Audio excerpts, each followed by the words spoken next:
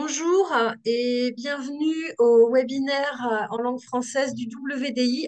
Le WDI, c'est l'organisation mondiale qui défend les droits des femmes basés sur le sexe, tels qu'ils ont été définis dans la CEDEF, la Convention de l'ONU pour l'élimination de toutes les formes de discrimination à l'égard des femmes. Ces droits sont remis en cause à chaque fois que des idéologies font la promotion d'une soi-disant essence féminine. Ces idéologies, elles étaient portées depuis longtemps par des mouvements souvent d'extrême droite que nous combattons et qui promeuvent les thèses masculinistes. Et aujourd'hui précisément, en France, nous sommes très inquiètes. Et comme si le masculinisme classique ne suffisait pas, depuis plusieurs années, cette idée d'une soi-disant essence féminine est reprise par le mouvement transactiviste qui, comme les masculinistes classiques, comme l'extrême droite, considère qu'être une femme n'est pas simplement une caractéristique biologique, mais serait un rôle social qui découlerait de traits de personnalité spécifiques. Ce sont ces thèses que nous combattons en tant que féministes. Nous combattons le modèle social rêvé par ces masculinistes ou transmasculinistes qui voudraient que les femmes se taisent et soient au service des hommes et qui voudraient nous invisibiliser en tant que classe sociale de sexe. Ces Et c'est mouvements tentent de nous faire taire, parfois par la violence, mais on ne se taira pas. Alors, face à la montée du transactivisme, cette nouvelle forme de masculiniste, le WDI est à l'origine de la Déclaration des droits des femmes basée sur le sexe, parce que les femmes subissent des violences en fonction de leur sexe et non pas pour des raisons mystiques qui seraient basées sur un ressenti. Notre déclaration, elle compte déjà plus de 38 000 signataires à travers le monde en provenance de 160 pays et c'est un chiffre qui augmente de 200 signatures par semaine. Et nous vous invitons à signer notre déclaration si ça n'est pas déjà fait. Elle se compose de 9 articles, parmi lesquels l'article 1 réaffirme les droits des femmes fondés sur le sexe. L'article 4 réaffirme le droit des femmes à la liberté d'opinion et d'expression.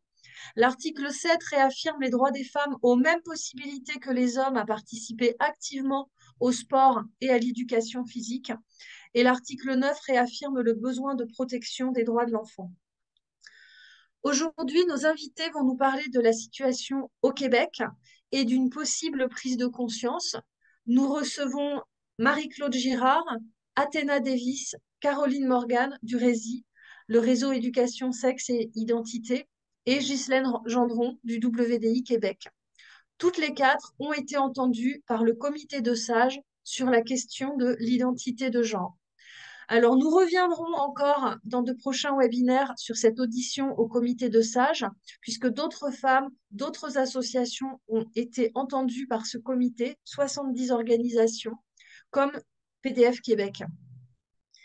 Caroline Morgan et Athéna Davis sont les deux co-animatrices d'un réseau de parents préoccupés par la diffusion de la théorie de l'identité de genre au Québec. Marie-Claude Girard est retraitée de la Commission canadienne des droits de la personne et elle publie régulièrement dans les médias québécois sur des sujets liés à la neutralité religieuse de l'État, la laïcité, les droits des femmes et l'égalité entre les sexes.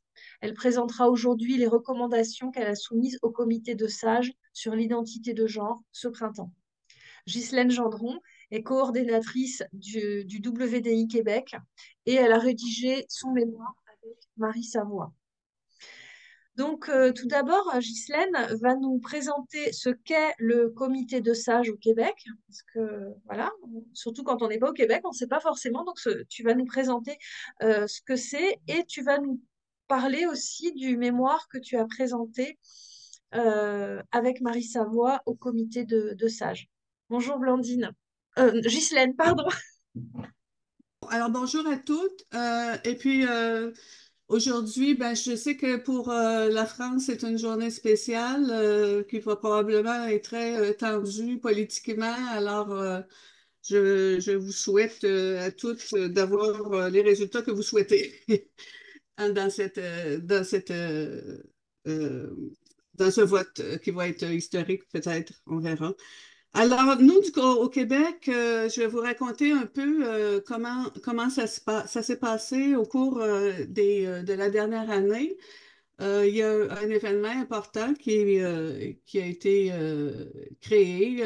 Il y a le comité de sages sur l'identité de genre qui a été créé l'année dernière, en décembre dernier, 2023. Alors, je vous donne un petit peu le contexte de la création de ce comité de sages-là sur l'identité de genre. Alors, ça a commencé, en fait, le premier événement est arrivé en août 2023.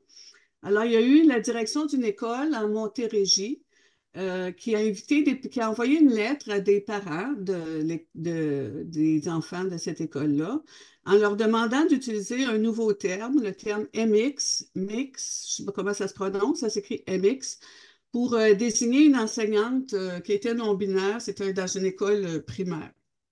La lettre a provoqué des réactions sur les réseaux sociaux, ce qui a forcé le ministre de l'Éducation à s'en mêler. Alors, comme la direction voulait contraindre les enfants et les parents à utiliser cette dénomination-là, MX, le ministre de l'Éducation a dit qu'il fallait réfléchir à ça, et puis que ce n'était pas nécessairement au ministre de l'Éducation à prendre une décision. Il invitait le gouvernement à réfléchir davantage à ça. Alors, ça a été laissé un petit peu en suspens pendant quelques semaines et dès septembre, il y a eu un autre événement à l'école secondaire d'Iberville en Abitibi-Témiscamingue, qui est une autre région du Québec, qui a annoncé que des travaux étaient en cours pour rendre les toilettes sur les 3 étages, les toilettes devaient devenir mixtes. Ils appellent ça non-genré, mais en fait, c'est des toilettes mixtes. Encore une fois, le ministre Drainville est intervenu et puis il a dit qu'il n'était pas question de transformer des toilettes pour garçons ou filles en toilettes mixtes et puis il a précisé que sa décision était ferme. Alors, il a ajouté encore une fois, nous allons maintenant réfléchir aux moyens de nous assurer que cette décision-là soit respectée. Ces 2 événements-là ont fait en sorte que quelques temps plus tard, le gouvernement du Québec a annoncé qu'il était pour créer un comité de sages sur l'identité de genre, alors qui a été formé en décembre avec les personnes que vous voyez à l'écran. Donc, il y a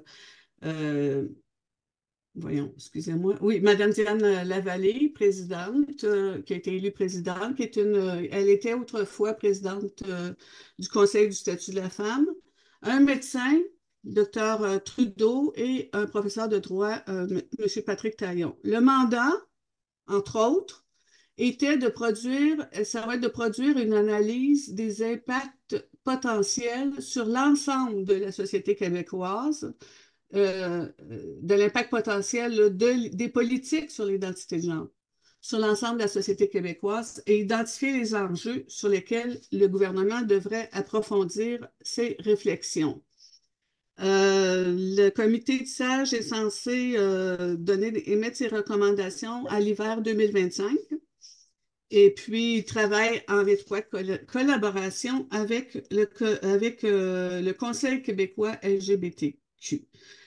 Plusieurs organismes ont été entendus. Je pense qu'on parle d'une 70 à peu près organismes et personnes individuelles ont été entendus au comité de sages et les discussions et les auditions, pardon, se sont faites à huis clos. Le WTI Québec a été entendu le 19 avril 2024. On a présenté un mémoire d'une 60aine de pages qui était intitulé Genre et identité de genre, toutes concernées. Le document a une 60aine de pages.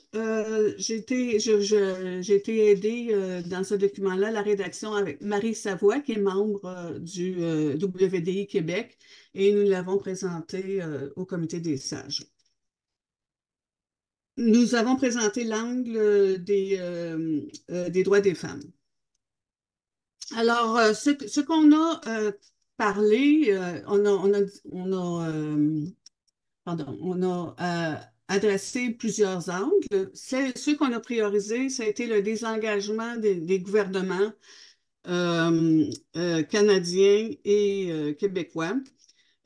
désengagement du Canada à mettre en œuvre la déclaration du programme d'action de Beijing. Là, ça, c'était les analyses différenciées selon les sexes, qui était un outil qui était supposé, ben, qui a fait ça d'ailleurs pendant quelques années. C'était un outil qui devait mesurer l'impact des politiques sur les femmes, l'impact différencié des politiques et des règlements sur les femmes. Alors, on a abordé ça, on a abordé le vocabulaire, on a abordé les statistiques, les espaces réservés aux femmes, le sport, les prisons, toutes des choses que je pense que vous connaissez, tout le monde. Alors, pour ce qui était l'outil du Québec, l'ADS, j'en parle de façon rapide. Ça avait été développé pour mesurer l'impact sur les droits des femmes. Quand le gouvernement québécois a décidé, a élaboré sa stratégie gouvernementale pour l'égalité entre les hommes et les femmes, donc pour 5 ans, là, de 2022 à 2027, ils ont demandé à un comité consultatif sur l'ADS. L'ADS, c'est l'outil là, qui devait mesurer les impacts des politiques. Ils ont rajouté le petit plus que vous voyez à l'écran et ont demandé à un comité consultatif de leur donner les orientations. Comité consultatif, on a lu le document, il y avait une approche d'analyse intersectionnelle et il demandait non plus seulement l'égalité entre les femmes et les hommes, mais revendiquait aussi une égalité entre les femmes qui est en général l'analyse intersectionnelle. Dans la stratégie, ça a été gardé, sauf que quand le gouvernement a développé sa stratégie, il a ajouté quelque chose qui n'était pas dans le comité consultatif, c'est-à-dire il a redéfini le terme femme pour voir ce que vous voyez à l'écran, c'est-à-dire que les femmes sont celles dont le sexe à la naissance est féminin, comme si le sexe pouvait changer au décès. Là. Et, euh, et définissait toutes les femmes s'identifiant, toutes les personnes qui s'identifient comme femmes, ce qui veut donc dire qu'ils incluent maintenant les hommes. Alors ça, j'insiste, là, c'était pas dans le comité consultatif, ça a été ajouté après, puis on ne s'est pas parqué. Alors, je ne vous parlerai pas de tout ce qu'on a parlé dans les 60 pages. Là, j'ai retenu peut-être certains aspects parce que je me suis dit, il y a peut-être des choses, je vais essayer de vous communiquer des choses que peut-être vous ne savez pas parce que je sais que vous savez plein de choses pour celles qui suivent le webinaire. Ça fait que je me suis dit, bon, ben, je vais aller chercher peut-être les choses qu'on connaît moins. Alors, sur les statistiques, je voulais parler de Statistique Canada. Alors,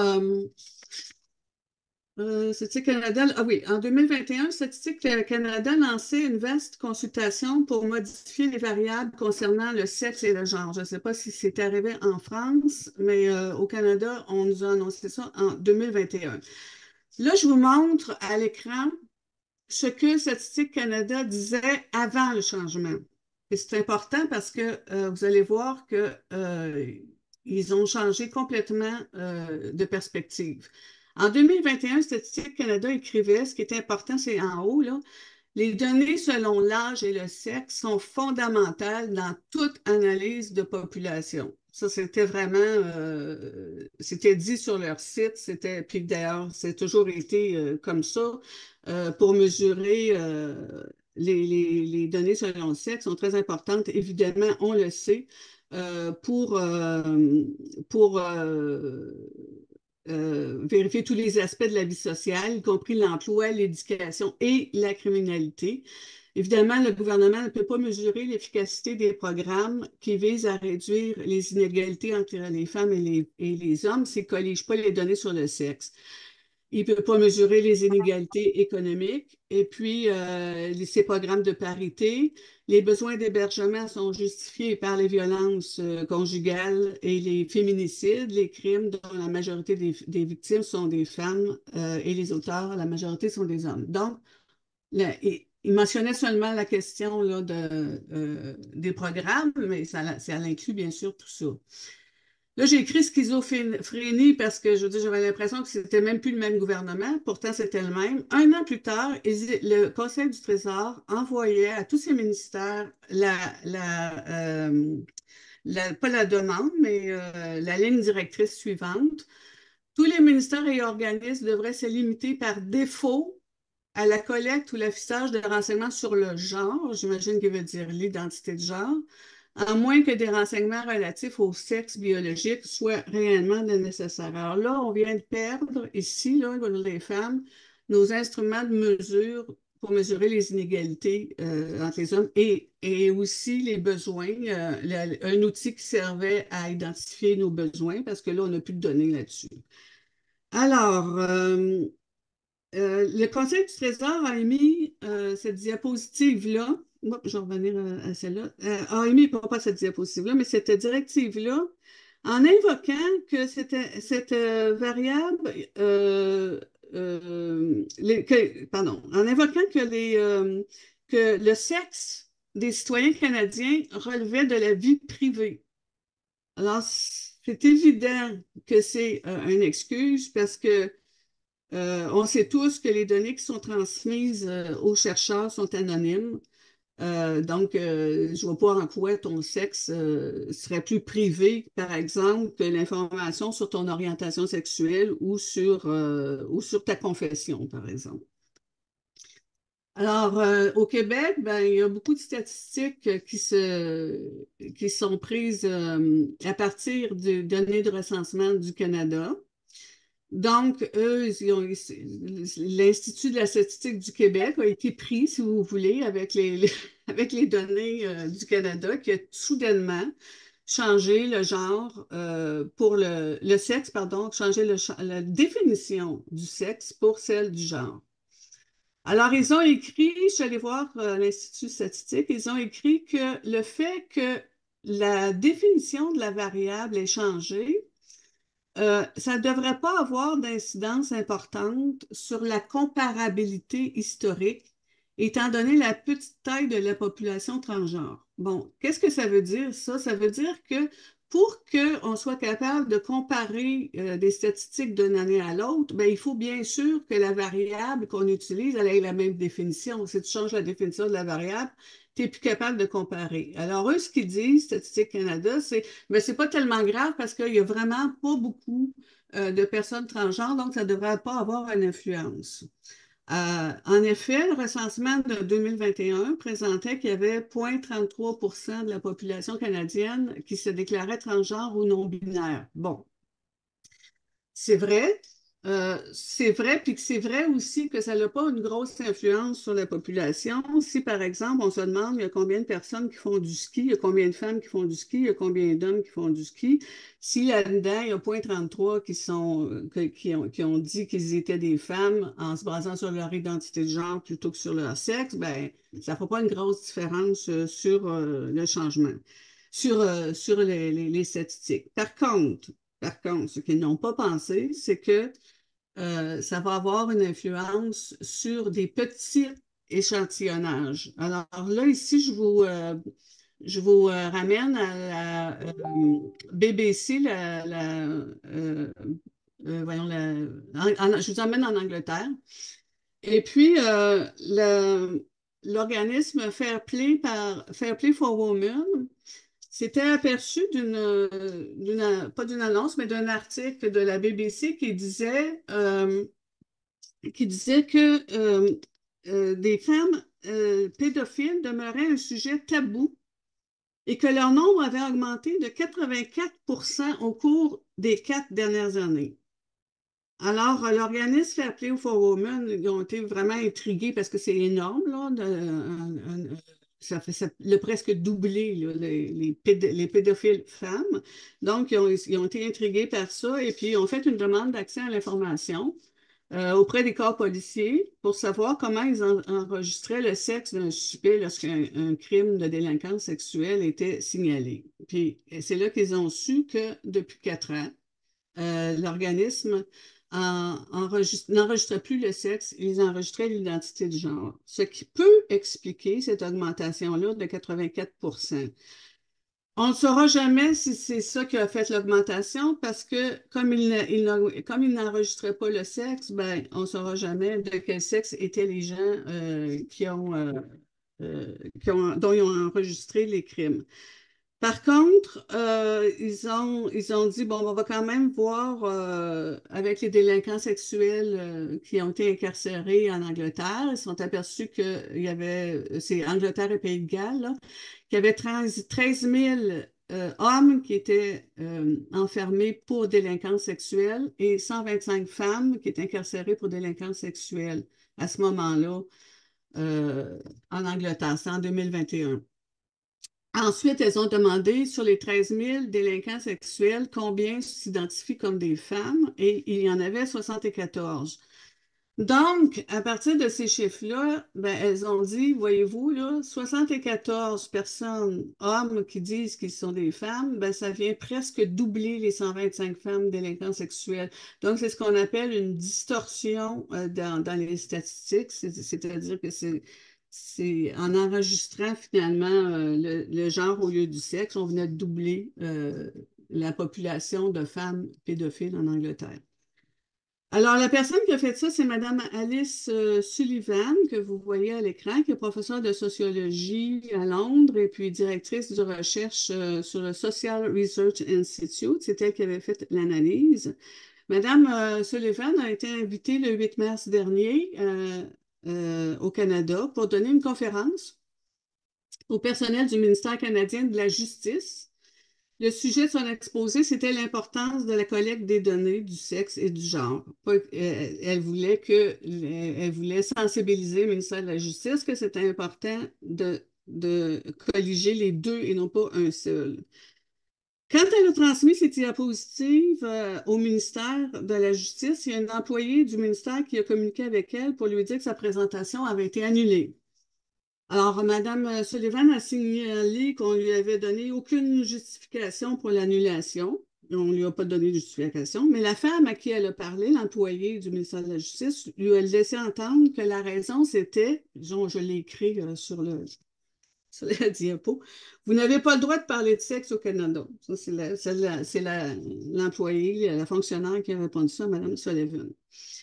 La femme a ajouté que l'honoraire promis ne serait pas versé parce que, pour citer Mme Sullivan, le ministère de la Justice ne voulait pas que je figure dans ses livres. Sullivan a demandé à qui elle pouvait écrire pour obtenir une explication écrite, mais on lui écrite, ouais, de ça, puis on lui a dit que le ministère ne lui en fournirait pas. Voilà.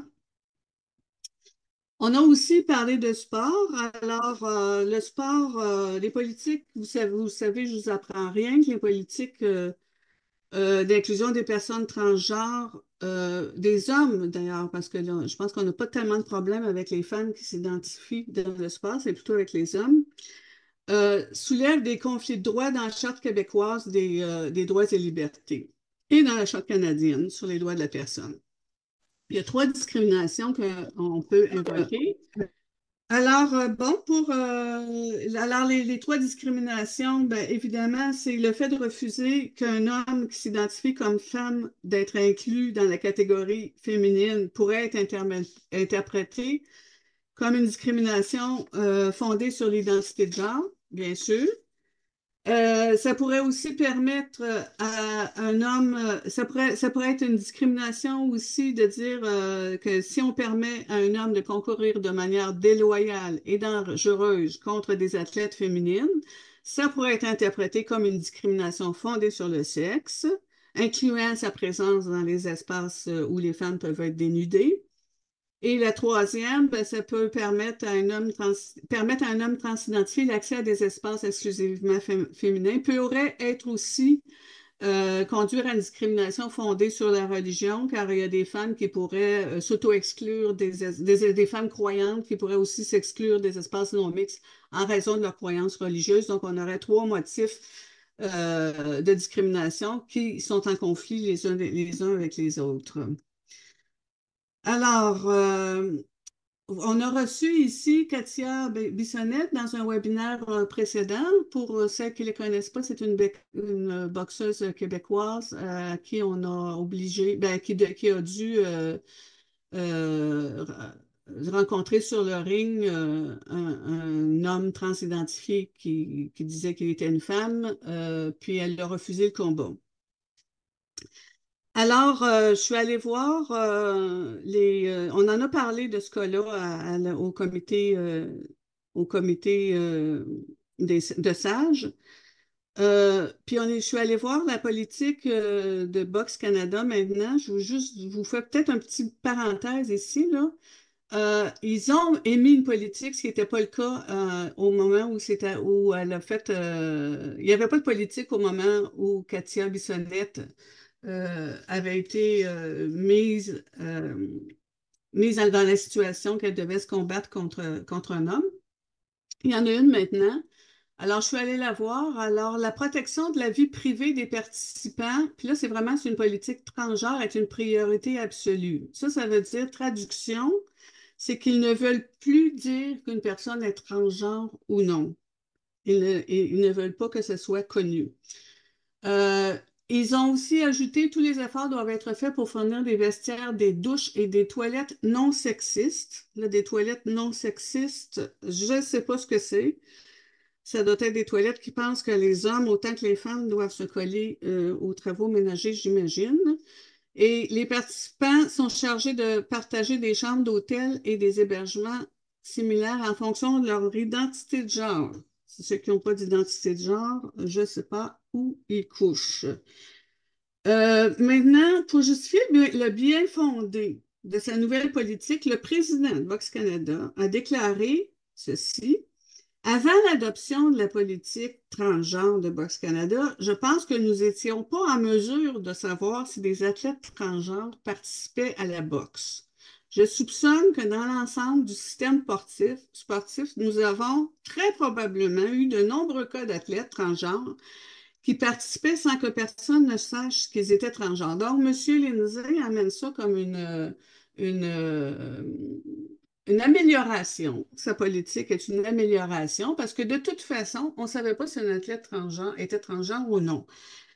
Euh, il avait déjà dit, le Box Canada avait déjà dit, écoutez, on n'a pas l'argent pour faire passer des tests de féminité aux athlètes.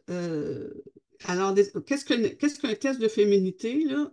Moi, le langage, excusez-moi, mais le langage, je trouve ça effrayant de dire un test de féminité parce que les tests de féminité, là, à part la couronne pour être Miss Univers, je vois pas où est-ce qu'on fait des tests de féminité. Il parlait sans doute de tests génétiques. Donc, ce qu'on a dit, nous, au comité des sages, c'est que le fait, il y avait une façon très simple de savoir le sexe des athlètes sans passer de tests génétiques. C'était simplement leur document d'état civil.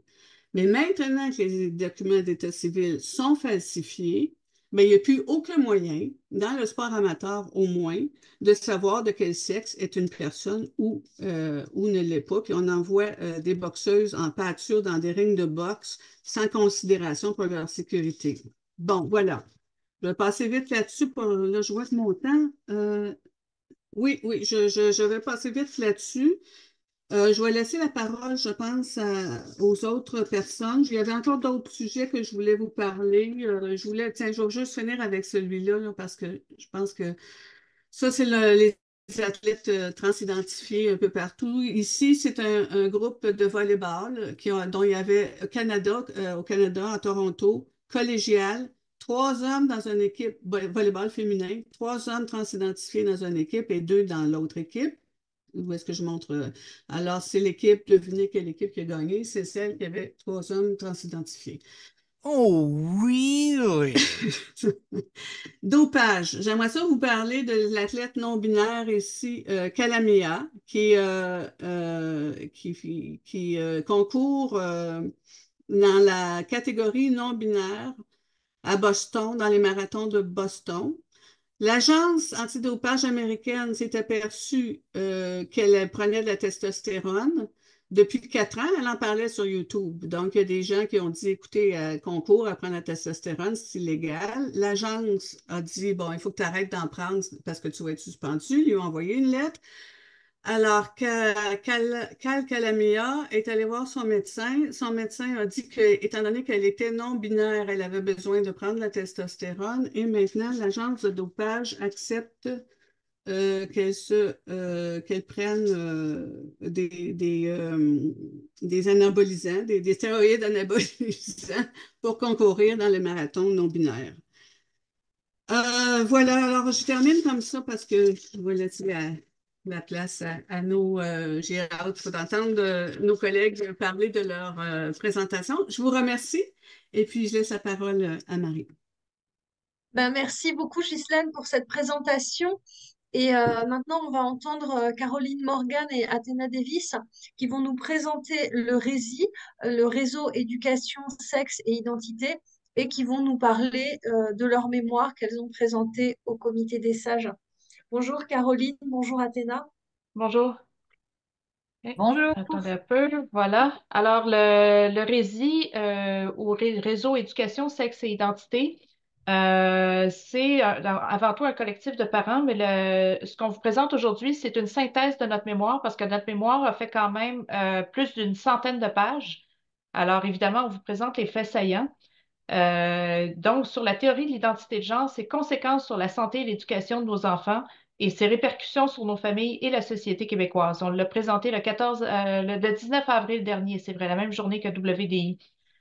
Alors, le réseau éducation, sexe et identité, c'est avant tout un groupe de parents sont préoccupés par la diffusion des théories sociales militantes, surtout dans le système de santé et d'éducation. C'est vraiment nos deux pôles de recherche, la santé et l'éducation. On compte aussi plusieurs professionnels de la santé et de l'éducation. Athéna et moi, on est les deux seuls à travailler à visage découvert parce que le reste de l'équipe travaille sous pseudonyme, parce que sinon, elles risquent de perdre leur emploi ou qu'il y ait des répercussions sur leur qualité de vie, entre autres dans leur famille.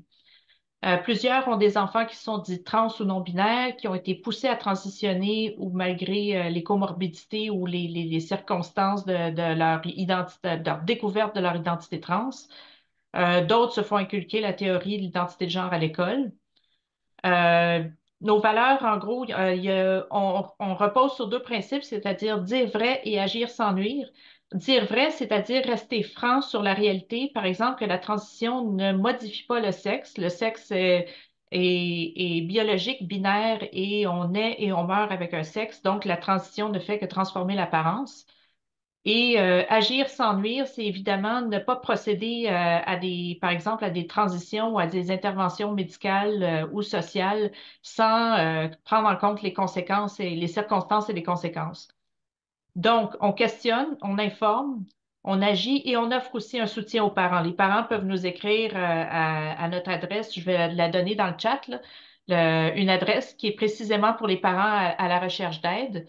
Et comme on travaille aussi avec GenSpect, on a le statut de Friends of GenSpect parce que c'est beaucoup de là qu'on va chercher notre information. OK, après ça, je vais passer la parole à Athéna pour la troisième diapo.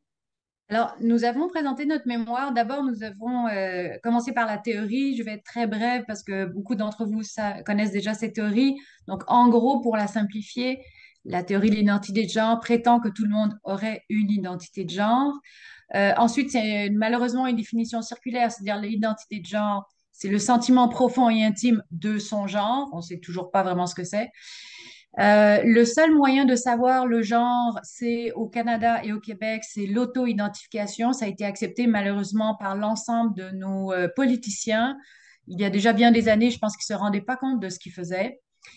Et le genre serait la vérité de la personne et donc aurait préséance sur le sexe. Alors, découle un cinquième principe des quatre premiers, c'est-à-dire donc si c'est la vérité de la personne, la société doit donc accepter le genre et accorder tous les droits à la personne selon son genre. On a bien vu avec la présentation de Ghislaine ce que ça donnait. Il faut rajouter également les théories queer, qui, en gros, encore une fois, c'est très résumé, qui définirait le monde selon des paramètres de pouvoir entre des oppresseurs qui sont hétérosexuels et des oppressés qui seraient une galaxie de personnes queer.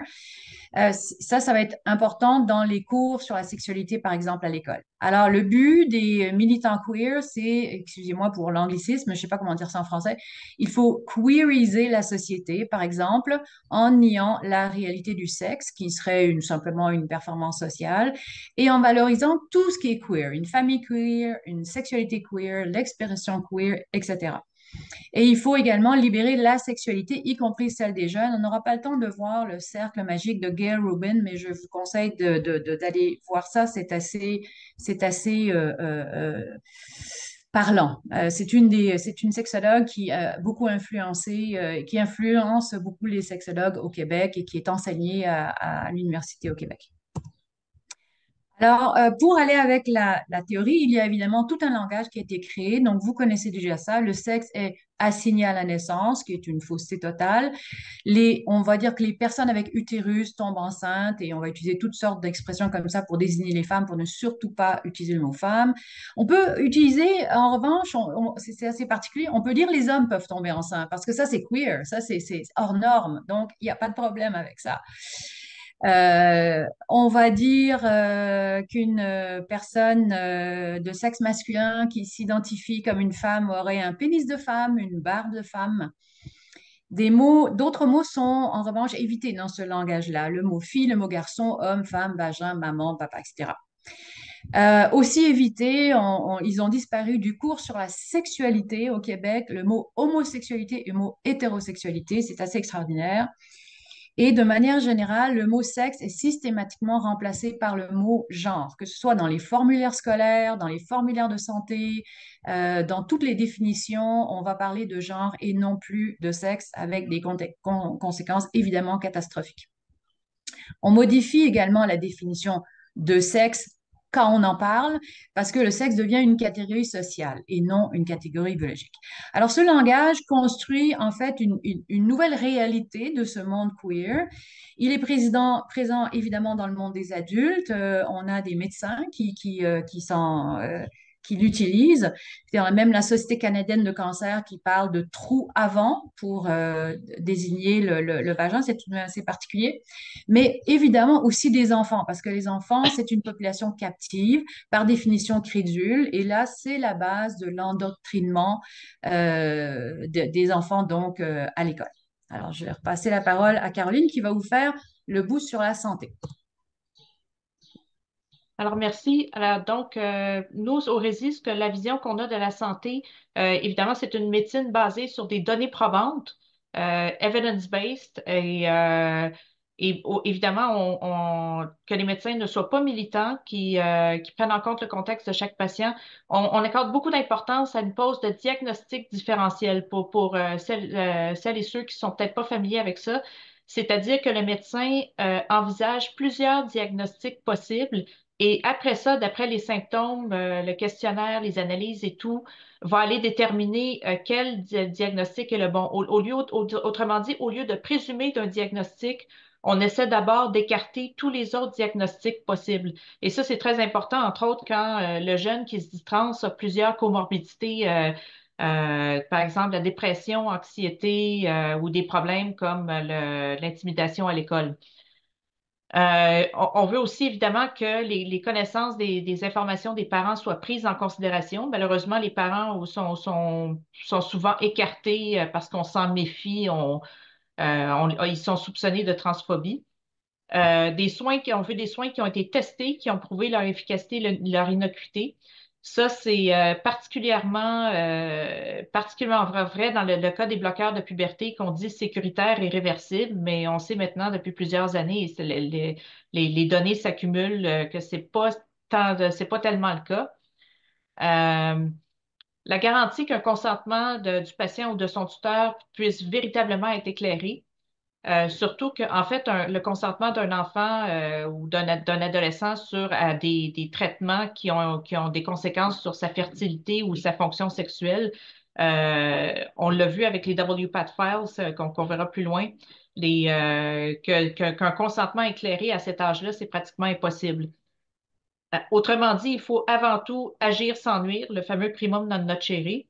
Et on s'est beaucoup informé, entre autres, sur le CAST Review, le rapport CAST, les études finlandaises, suédoises et d'ailleurs, surtout en Europe, qui remettent en question l'efficacité de la médecine transaffirmative. Et aussi, on a beaucoup fouillé au sujet de la WPATH, les WPATH Files, qui sont une série de documents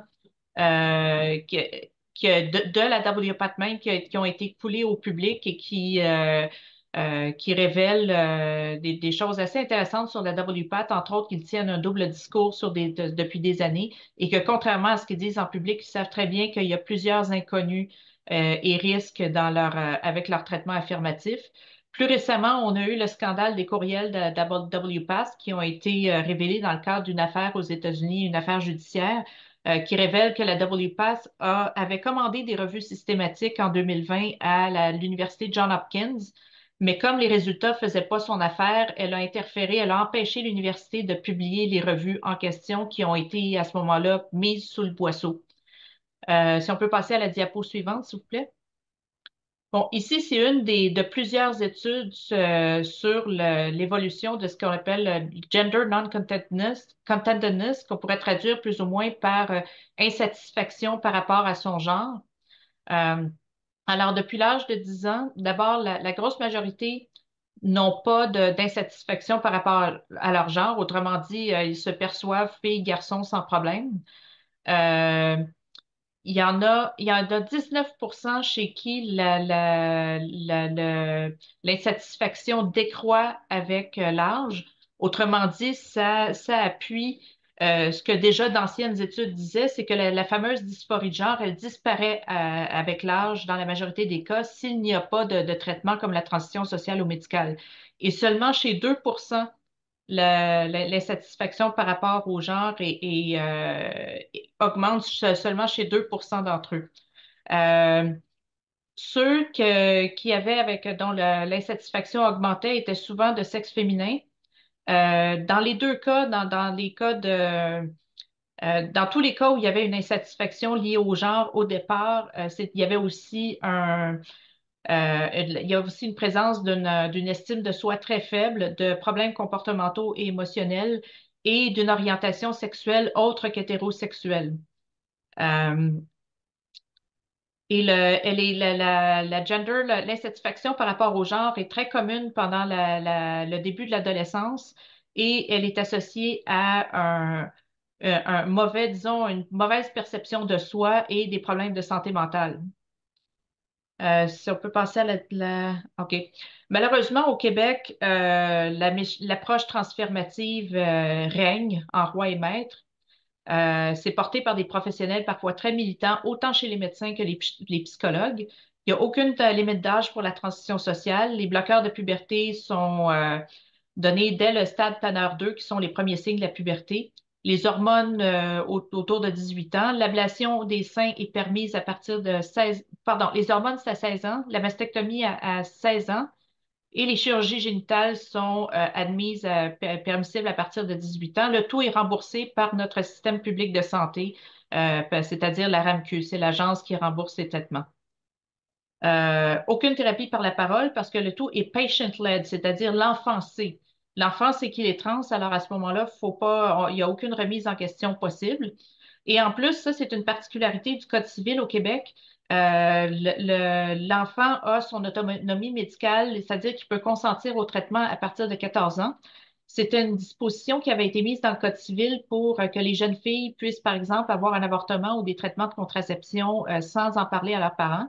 Mais là, c'est une disposition qui pose problème à cause des traitements de transition. Et ça, on l'a expliqué au comité des sages. Puis un adulte qui dirait à l'enfant qui remettrait en question sa perception d'être trans serait soupçonné d'adultisme. L'adultisme, c'est-à-dire de traiter l'enfant comme s'il n'était pas capable de savoir ce qui est bon pour lui-même. Un adulte qui dit à un enfant ou un adolescent euh, qui, euh, qui sait mieux que lui ce qui est bon pour lui, ce qui, disons, la mentalité queer une hérésie. C'est l'enfant sait qui il est. C'est malheureusement très difficile de trouver de l'aide psychologique non affirmative. Nous, on essaie d'en faire, mais c'est encore très rudimentaire. Là, chaque fois, il faut le faire avec toutes sortes de précautions, entre autres pour protéger l'identité et des parents et des thérapeutes. parce qu'ils ont peur d'être accusés de faire des thérapies de conversion. Le code criminel a été modifié il y a quelques années pour interdire les thérapies de conversion. Il y a un paragraphe qui, en principe, protège la thérapie exploratoire. Le problème, c'est que les définitions sont tellement floues que les transactivistes peuvent traiter n'importe quelle thérapie par la parole de thérapie de conversion, et c'est ce qu'ils font actuellement. Et évidemment, la WPATH est encore un petit peu comme le Vatican de la médecine de genre. Euh, sur le Québec, un autre problème, c'est qu'on a très peu de données. La seule, le peu de données qu'on a nous viennent d'une présentation de la clinique de genre de l'hôpital Sainte-Justine, et le portrait est semblable à ce qui se passe ailleurs. En majorité des filles, quand elles arrivent à la clinique, elles avaient déjà amorcé une transition sociale et évidemment toutes sortes de problèmes de santé mentale, d'agression sexuelle, d'automutilation. Nous, ce qu'on a vu dans le groupe aux parents à qui on a parlé puis qu'on a aidé, c'est tous des adolescents, presque tous des filles, et les filles sont pratiquement toujours lesbiennes ou bisexuelles. Il y a beaucoup de présence de neurodivergence, traumatisme, beaucoup de fréquentation de réseaux sociaux. Certains se sont désistés, les autres sont en processus de transition, et c'est important de noter que toutes les familles sont ouvertes à l'homosexualité puis à la diversité des expressions de genre, mais quand ça arrive à la transition et à la médicalisation, les parents butent parce qu'ils se rendent bien compte que les traitements médicaux sont très lourds. Euh, et là, je vois. OK, alors l'éducation, c'est Athéna qui va vous en parler. Alors, de la même manière qu'on a fait pour la santé, on a essayé d'expliquer au comité ce que nous, en tant que citoyens parents, on attendait d'un système de santé. Donc, très rapidement, on s'attend à avoir un enseignement basé sur la réalité du monde, sur les faits, sur la science. Vous avez vu que notre motto, c'est dire vrai. L'école ne doit pas être un laboratoire de changement social, un véhicule idéologique, notamment de cette théorie. Le langage utilisé devrait être précis. Il ne devrait donc pas y avoir de prosélytisme, de militance, quelle que soit sa provenance, hein. Marie Moidon a bien dit, on a un mouvement masculiniste, on a un mouvement transaffirmatif de droite, de gauche, de quel côté qui vient. On ne veut pas de ça dans les écoles. Nous aimerions avoir des politiques scolaires qui protègent les filles, parce que la réalité des agressions au Québec, c'est que le groupe qui commet le plus d'agressions sexuelles, c'est le groupe de garçons de 12 à 17 ans, et le deuxième, c'est le groupe de garçons ou de jeunes de 18 à 24 ans. On aimerait que l'école puisse aider à lutter contre les stéréotypes, le sexisme et l'homophobie. On aimerait avoir un enseignement à la sexualité approprié selon l'âge de l'enfant, selon son développement, et un enseignement qui ne stigmatise aucune sexualité, qu'elle soit hétérosexuelle, homosexuelle ou bisexuelle. Et on aimerait, en plus, avoir un cours sur la sexualité pour les plus grands qui vise à informer les enfants des dangers de la pornographie, du sextage, des choses comme ça, parce que nous avons un gros problème au Québec, je ne sais pas comment c'est en France, les enfants québécois commencent à consommer de la pornographie en moyenne vers l'âge de 11 ans, et ça a toutes sortes de conséquences, notamment sur l'objectification de la femme qui est internalisée par les enfants, autant garçons que filles. La réalité au Québec, tout comme dans la santé où on a la médecine transaffirmative, on ne peut pas dire que tous les enseignants sont là-dedans, hein. Loin de nous cette idée-là. Mais nous avons découvert qu'il y a tout un monde militant queer dans le milieu d'éducation. Il y a certaines classes où ce petit drapeau se retrouve un peu partout tout au long de l'année. La directive du ministère de l'Éducation prévoit que des transitions sociales soient faites sur demande de l'enfant. Et à 14 ans, l'enfant peut demander et obtenir que l'école mente aux parents sur sa transition, c'est-à-dire n'informe pas les parents. Juste une petite note, il y a un cas juridique en ce moment au Québec parce qu'il y a une enseignante qui a refusé de mentir aux parents et elle a été congédiée.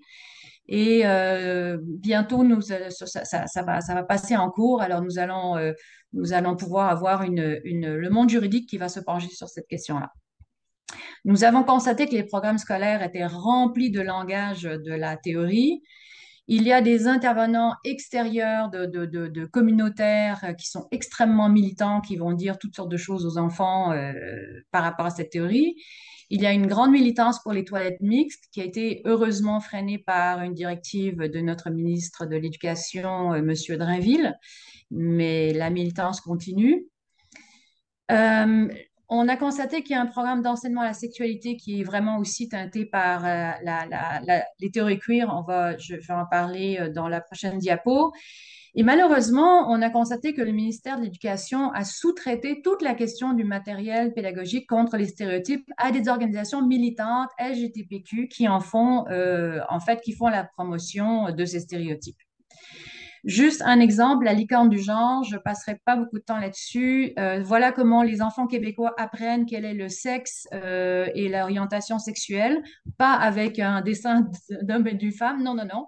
Ce serait trop sexué, il faut qu'on le fasse avec la licorne. Alors, la licorne est présente partout au Québec, de la maternelle jusqu'à l'université.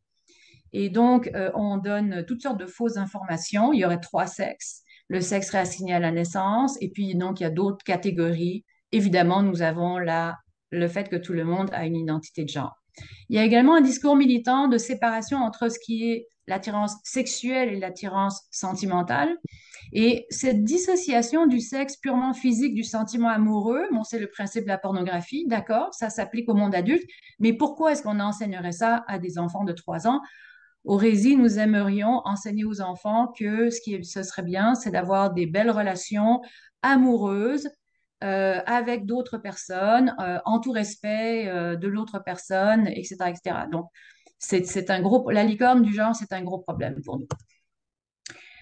Le cours Culture et citoyenneté québécoise, je termine sur l'éducation là-dessus. C'est un nouveau cours qui va être donné dans tous les milieux scolaires, primaires et secondaires.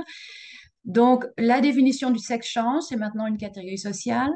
On a eu l'introduction d'une nouvelle expression. Alors, on vous a beaucoup parlé de l'expression identité de genre. Eh bien, maintenant, le stade suivant, c'est l'identité de sexe et de genre. On ne sait pas très bien ce que ça veut dire, mais c'est dans le cours. Comme je disais, tout à l'heure, il n'y a plus les mots hétérosexualité, homosexualité, mais on parle, par exemple, on a ce discours queer, on parle de normes hétéronormatives. De manière très surprenante et même illégale, le cours mentionne que les enseignants doivent avoir une discussion avec les élèves sur le partage consensuel ou non d'images intimes. Or, la création et la diffusion d'images intimes de mineurs est interdite au Québec. Alors, il y a une incohérence avec les directives de la sécurité publique. Donc, nos jeunes, ils vont nous dire, ils vont rentrer de la maison très perturbés. Vous imaginez une gamine de 8 ans qui dit, le sexe, ça ne veut plus rien dire, garçon ou fille, on ne peut plus utiliser ces mots, maman, qu'est-ce que je suis? Il y a de la pression qui est mise sur les enfants. On nous a dit que si on est contre les toilettes mixtes, on n'est pas gentil.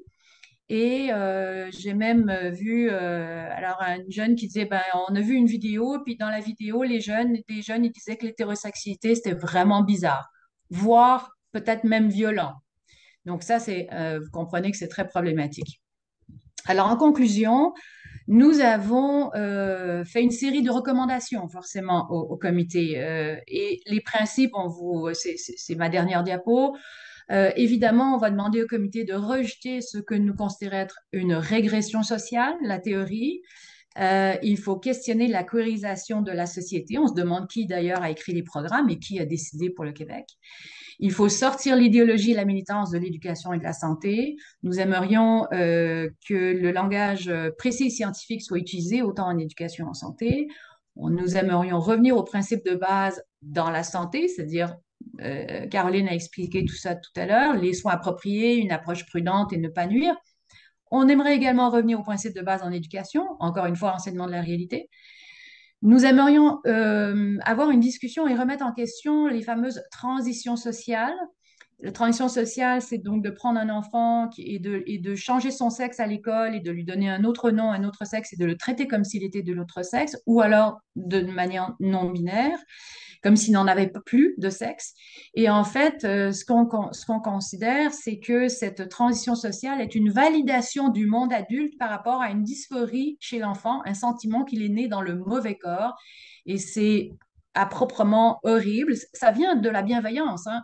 Je précise que nous ne pensons pas, le Rési ne pense pas que les gens, les parents, les intervenants, les gouvernements, les fonctionnaires ont de mauvaises intentions. Ils pensent réellement que c'est la chose bienveillante à faire. Or, c'est exactement le contraire. Moi, j'ai compris l'expression l'enfer est pavé de bonnes intentions avec ça. Nous voulons que le comité exige qu'il y ait des données sur le dossier des jeunes qui se dispensent parce qu'on n'en a pas assez. Et finalement, pour ce qui est des enfants, ben, nous aimerions que le gouvernement accepte que les parents aient des responsabilités et des connaissances concernant leurs enfants. Ils doivent être informés en tout temps de ce qui se passe et ce sont eux qui devraient prendre les décisions pour les enfants mineurs, surtout que la médecine transaffirmative a des effets graves et permanents. Et un petit truc du côté de la justice, parce que nous avons plusieurs parents qui sont séparés avec un parent affirmatif, l'autre non. Et nous aimerions que la justice ne considère pas un parent non affirmatif comme étant un mauvais parent. Ça cause énormément de stress dans les familles.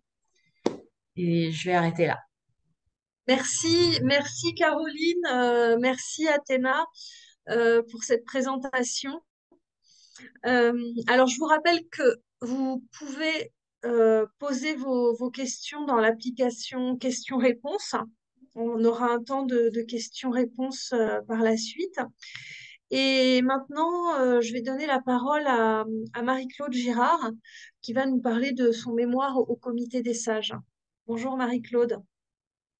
Bonjour. Merci. Bonjour. D'abord, merci pour l'invitation. Puis c'est difficile de suivre les deux premières présentations qui étaient excellentes, mais je pense que la mienne est un petit peu différente, un angle un peu différent, même si on va toutes dans la même direction. Alors, ma présentation, je vous fais la même présentation que j'ai faite au Comité des sages en mai dernier. Alors, elle porte sur l'impact de remplacement progressif de l'identifiant sexe par celui du genre dans les politiques gouvernementales pour l'atteinte d'une réelle égalité entre les femmes et les hommes. Alors, je vais débuter ma présentation en un bref rappel de la réalité biologique des femmes, puis je vais suivre sur les recommandations que j'ai faites visant à contrer l'invisibilisation des femmes dans l'espace public québécois, protéger les catégories sportives féminines, pour protéger la santé des filles et des femmes, pour protéger la sécurité des filles et des femmes, pour corriger évidemment le programme de citoyenneté et culture religieuse dont on vous a parlé tantôt et les recommandations visant à rétablir la confiance de la population relativement à l'identité de genre. Alors, les femmes ont une réalité biologique qui leur est propre. Elles sont les femelles du genre humain. Cela se reflète par leur capacité d'enfanter, mais aussi par le biais de leur stature, de leur force, de leur endurance musculaire, leur cycle hormonal particulier. Là, je parle évidemment des menstruations, de l'allaitement, de la ménopause, etc. Et de leur instinct maternel. Ces particularités biologiques doivent être valorisées, car ce sont elles qui garantissent l'existence même de l'espèce humaine. Les femmes veulent la parité avec les hommes au plan social, politique et économique pour une société plus juste et inclusive. La Charte québécoise reconnaît le droit à l'égalité entre les femmes et les hommes à la fois dans son préambule et à l'article 50.1. Or, plusieurs conditions sont essentielles pour y arriver. La première, c'est la reconnaissance des femmes et des hommes en tant que groupe distinct, qu'il ne faut pas confondre avec le concept fluide de l'identité de genre. Deuxième élément, l'élimination des stéréotypes sexistes qui limitent les choix sociaux de tout un chacun, les empêchant ainsi de vivre leur plein potentiel. Troisième élément, la prise en compte de la réalité des femmes dans le développement de politiques publiques. Quatrième élément essentiel, l'adoption de mesures assurant le bien-être physique des femmes en matière de santé et de sécurité, afin qu'elles puissent s'épanouir et contribuer à la société. Et cinquième point, l'adoption de mesures d'équité sociale répondant à leurs caractéristiques physiologiques. Par exemple, dans le sport féminin, droit à l'avortement, congé de maternité, équité en matière d'emploi, équité salariale, etc.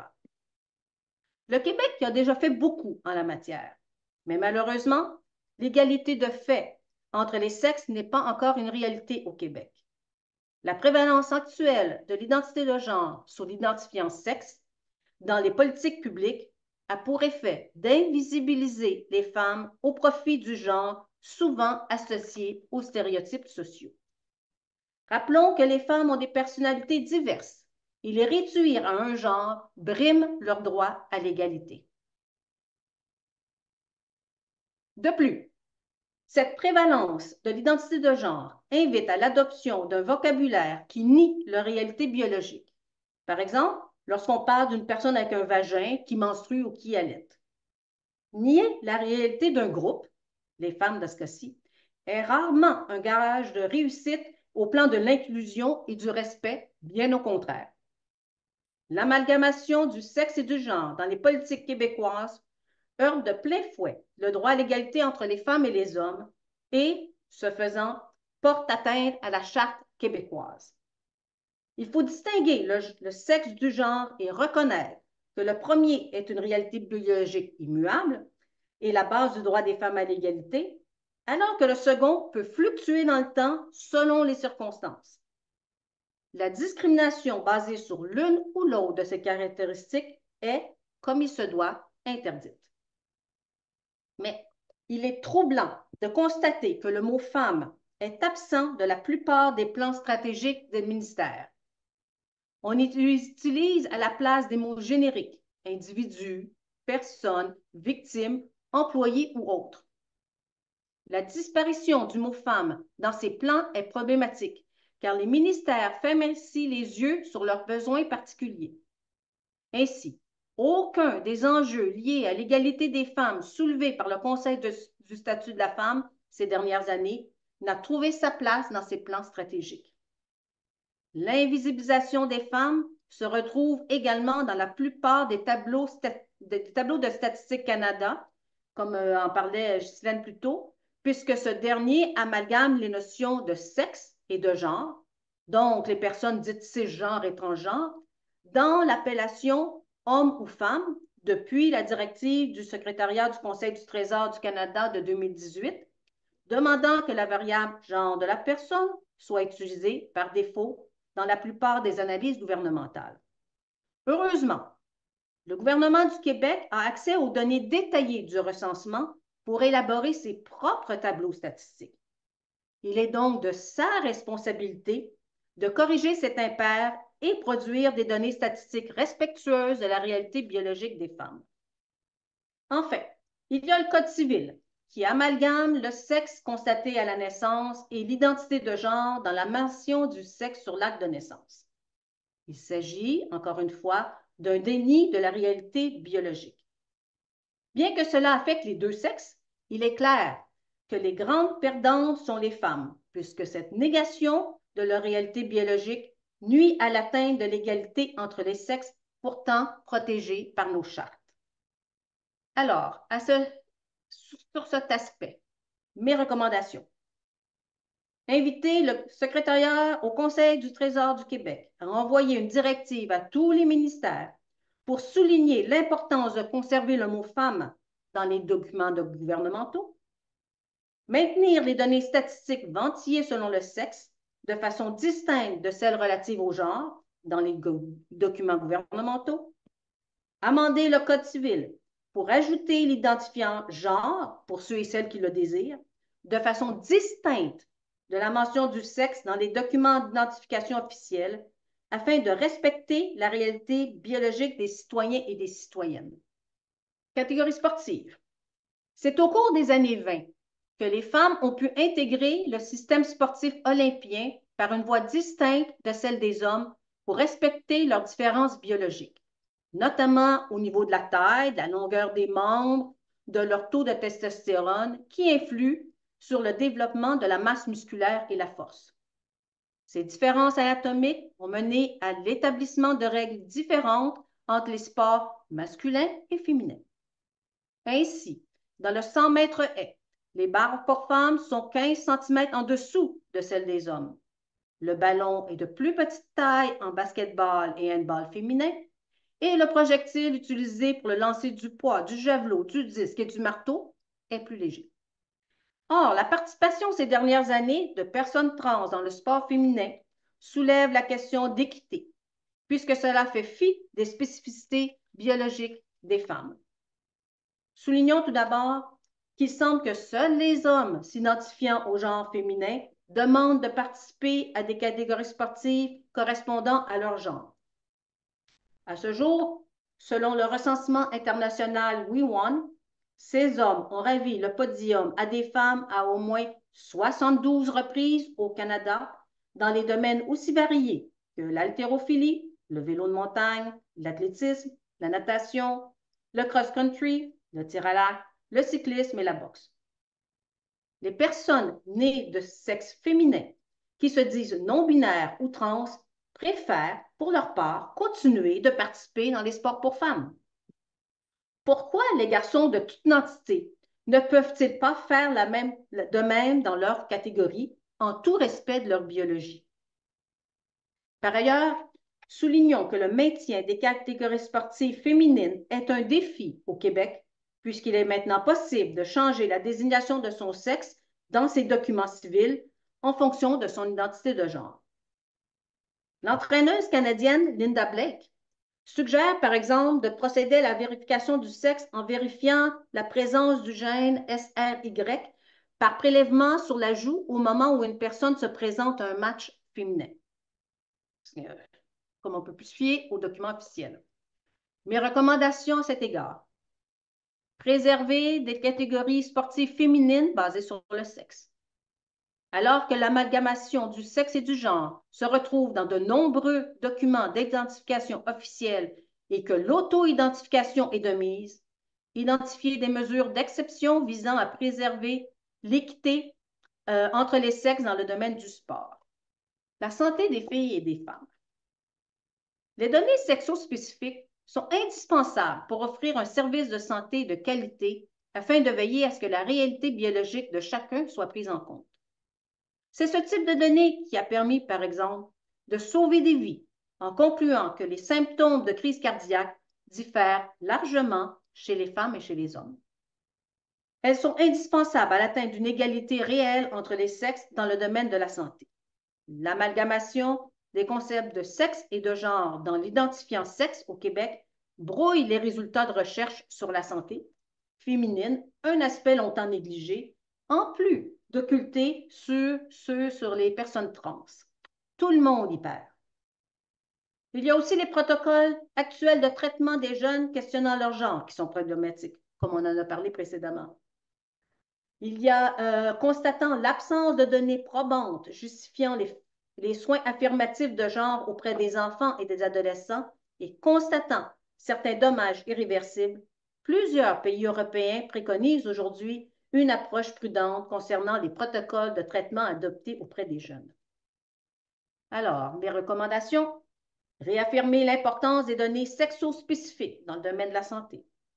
Demander au Collège des médecins du Québec d'établir un protocole d'intervention concernant l'identité de genre en fonction des nouvelles données, des nouvelles avancées de la science, notamment auprès des jeunes. Maintenant, concernant la sécurité des filles et des femmes. Les politiques et programmes gouvernementaux se fient à l'auto-identification de la personne pour déterminer s'il s'agit d'une femme ou d'un homme.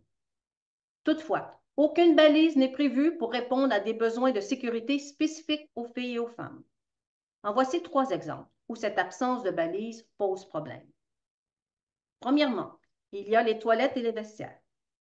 3 plaintes soulevant des malaises, des enjeux d'intimidation ou de regards insistants ont été formulées en 1 mois seulement, alors que l'Université de Montréal avait limité l'accès aux vestiaires pour femmes, privilégiant l'utilisation de vestiaires universels pour l'accès à la piscine lors d'une réfection majeure du SEPSUM. L'institution universitaire a donc dû rectifier son approche rapidement. Aussi, après avoir fait la promotion de toilettes mixtes et reçu de nombreuses plaintes de la part de femmes, l'Angleterre a également fait marche arrière et stipulé que tous les nouveaux bureaux, écoles, hôpitaux et lieux de divertissement d'une certaine taille devront désormais proposer des toilettes séparées non mixtes, c'est-à-dire des toilettes pour les hommes et d'autres pour les femmes. Deuxième exemple, les refuges. Actuellement, la plupart des refuges pour femmes violentées et sans-abri accueillent aussi des femmes trans.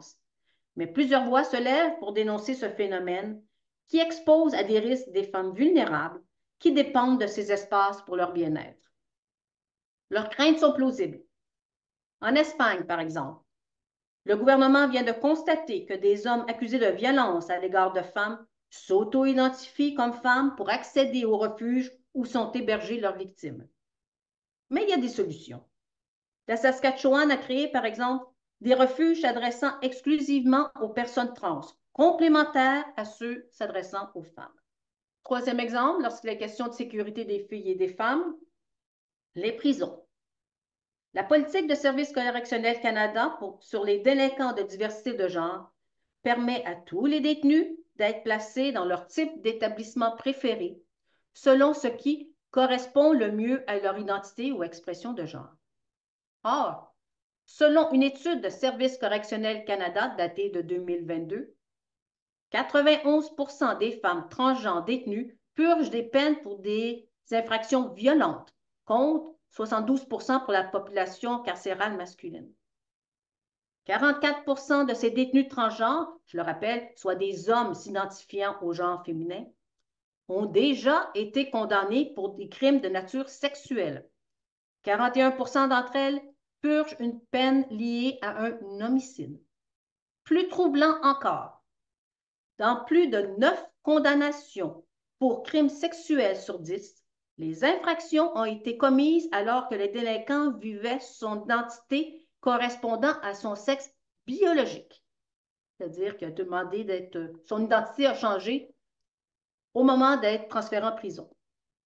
Rappelons que l'identité de genre est un concept fluide.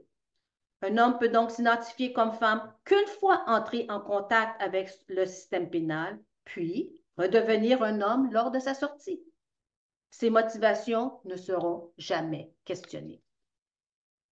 Enfin, aucun des hommes transgenres, c'est-à-dire des femmes s'identifiant comme hommes, incarcérés dans les prisons pour femmes, n'a demandé d'être transféré dans une prison pour hommes.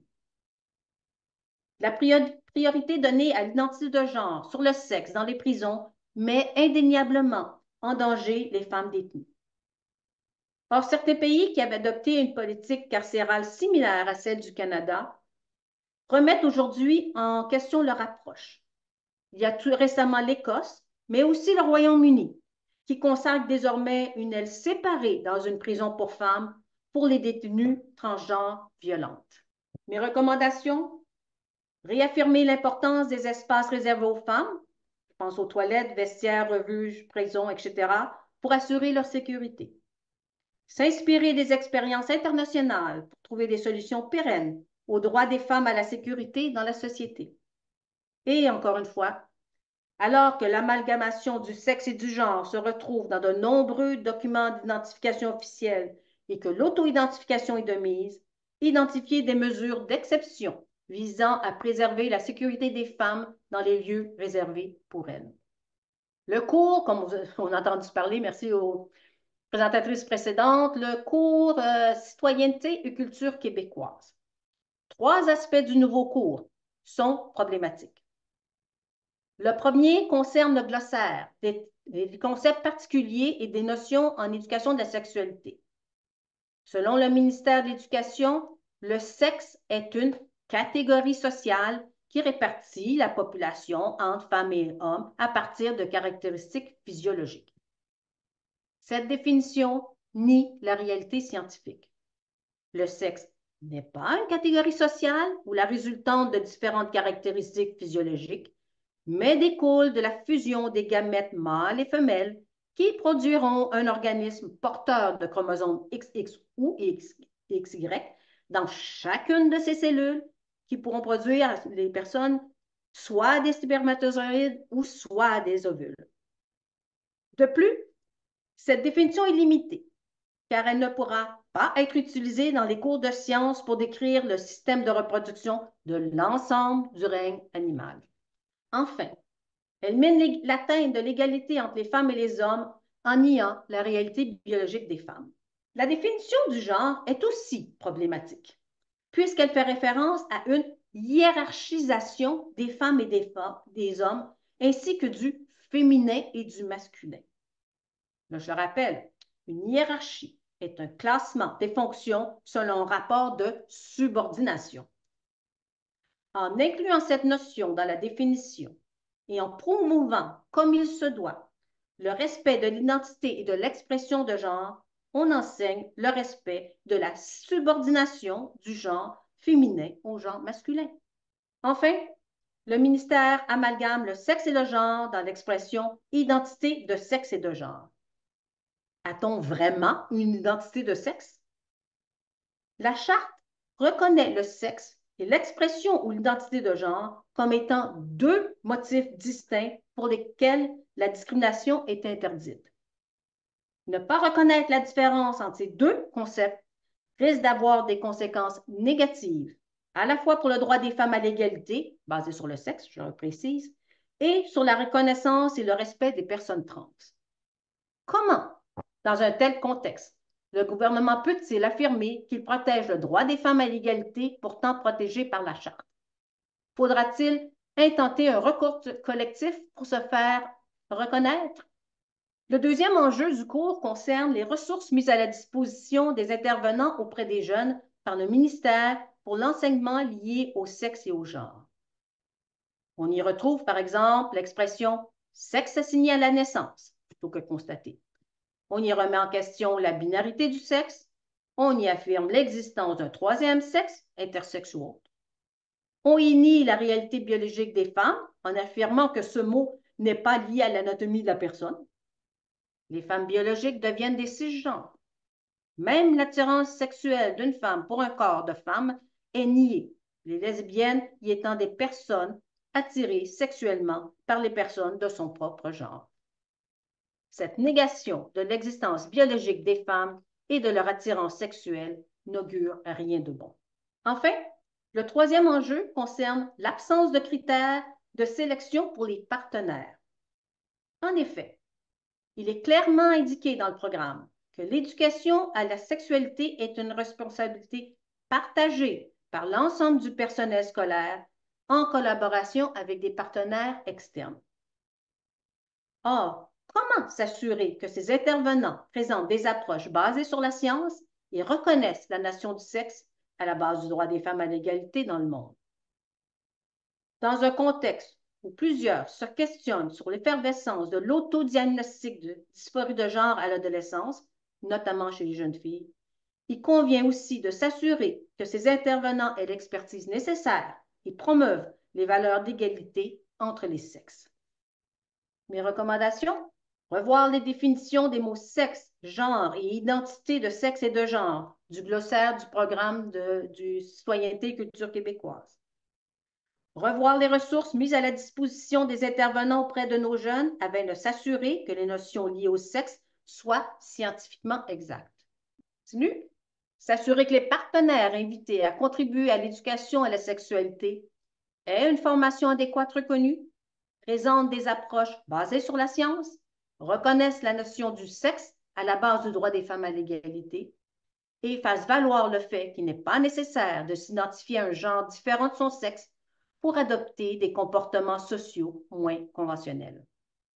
La confiance de la population à l'égard du gouvernement lorsqu'il est question de genre est ébranlée. En voici 3 raisons. D'abord, il y a le processus de consultation déficient. Par exemple, lors de l'étude du projet de loi sur la réforme du droit de la famille, aucun groupe ayant soulevé des craintes quant aux impacts possibles d'une modification de la mention du sexe figurant à l'acte de naissance en fonction de son identité de genre n'a été invité à partager ses vues en comité parlementaire.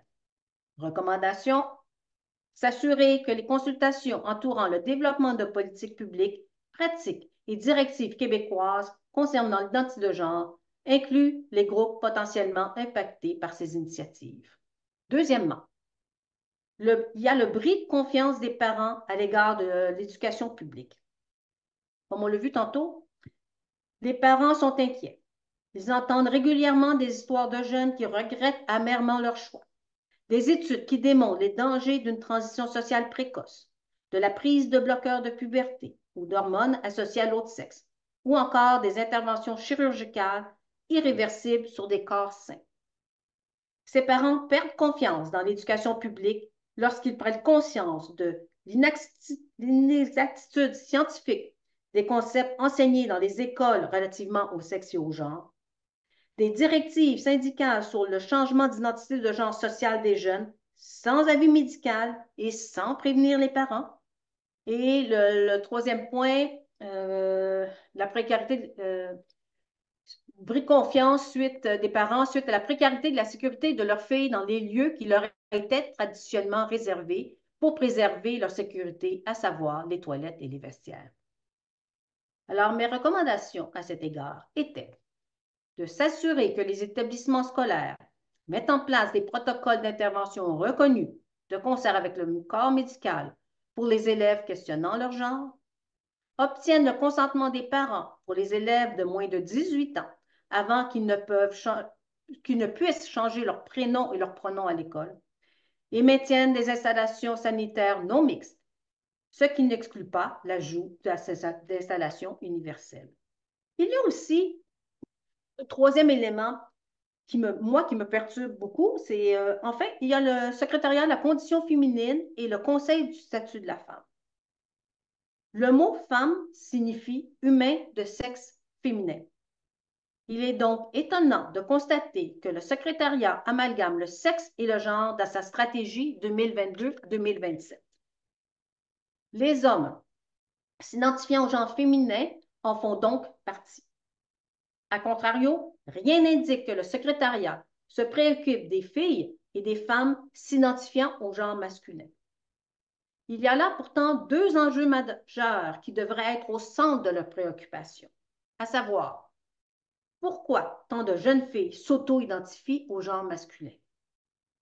Plusieurs auteurs, dont l'hystérienne Marie-Jo Bonnet et la gynécologue et endocrinologue Nicole Attea, font valoir que des jeunes filles s'auto-identifiant au genre masculin tentent en fait de fuir une condition physique ou sociale qu'elles peinent à contrôler. On pense à la métamorphose pubertaire, aux maux de ventre, au harcèlement, au record insistant, à la prévalence de l'hypersensualisation, au viol, au féminicide dans la société ou autre. D'autres chercheraient à bénéficier des avantages liés à la prééminence sociale du masculin.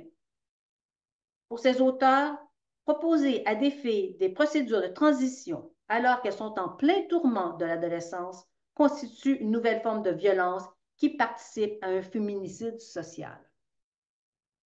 Deuxième point, il y a aussi les besoins des femmes dont la dysphorie de genre est avérée. Il semblerait, comme on l'a vu précédemment, que ces dernières s'intègrent aux équipes sportives féminines et, lorsqu'elles sont détenues, ne désirent pas être transférées dans des prisons pour hommes. Il est troublant de constater que ni le secrétariat à la condition féminine, ni le conseil du statut de la femme s'intéressent à ce groupe de femmes marginalisées. J'achève.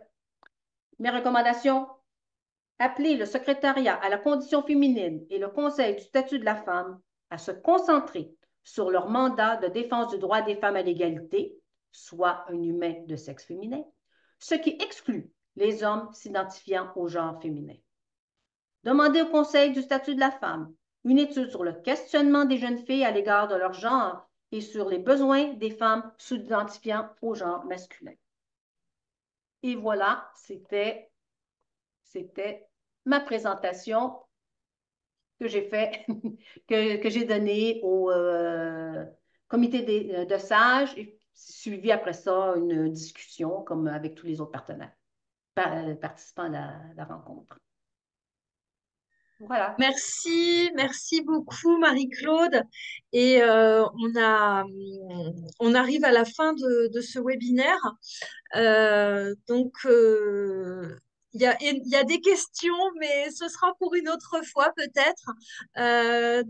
Merci beaucoup à Caroline, merci à Athéna, à Ghislaine, à Marie-Claude et à vous qui suivez les webinaires tous les mois. Alors, on va prendre du repos pour le mois d'août. Donc, on se retrouvera le premier dimanche de septembre. Je crois que ce sera le 1er septembre d'ailleurs. Et je vous rappelle que vous pouvez signer et partager la Déclaration des droits des femmes basée sur le sexe, womensdeclaration.com tout attaché. Et donc, je vous dis à dans 2 mois et merci à tout le monde.